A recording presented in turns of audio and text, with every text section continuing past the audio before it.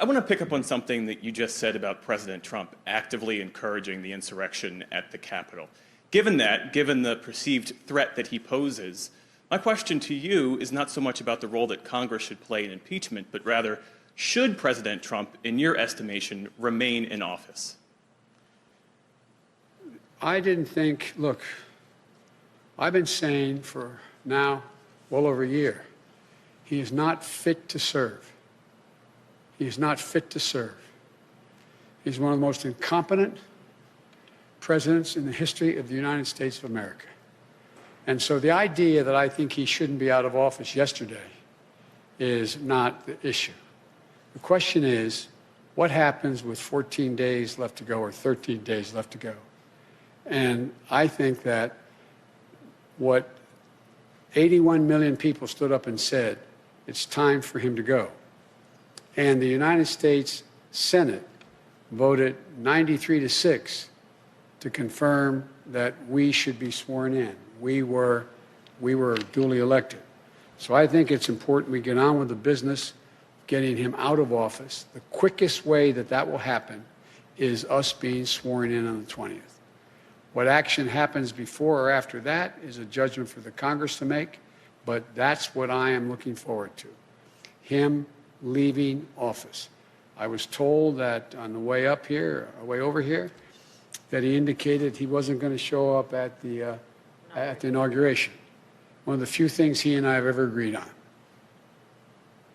It's a good thing I'm not showing up. Earlier, you'd said that if you'd hope that he would show up only in the sense that it was valuable to send a signal to the world about the transfer of power. You've clearly changed your perspective on that. Because he has clearly demonstrated, he's exceeded even my worst notions about him. He's been an embarrassment to the country, embarrassed us around the world, not worthy to hold that office. If we were 6 months out, we should be moving everything to get him out of office, impeaching him again, trying to invoke the 25th Amendment, whatever it took to get him out of office.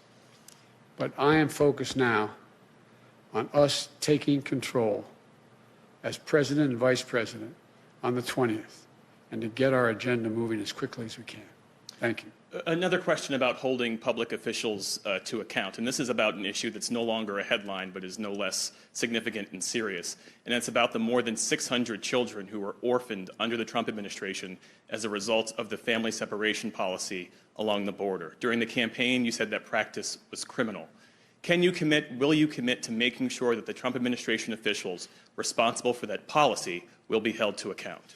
I'll commit that our Justice Department and our investigative arms will make judgments about who is responsible, how they're responsible, and whether or not the conduct is criminal across the board. But as I said yesterday, I am not going to tell the Justice Department who they should prosecute and who they should not. That's a judgment that will be made by the Attorney General of the United States of America, not influenced by me. But there will be a thorough investigation of who's responsible and whether or not the responsibility is criminal. And if that is concluded, the Attorney General will make that judgment. I will not intervene to tell him who he should or shouldn't indict or if he should indict.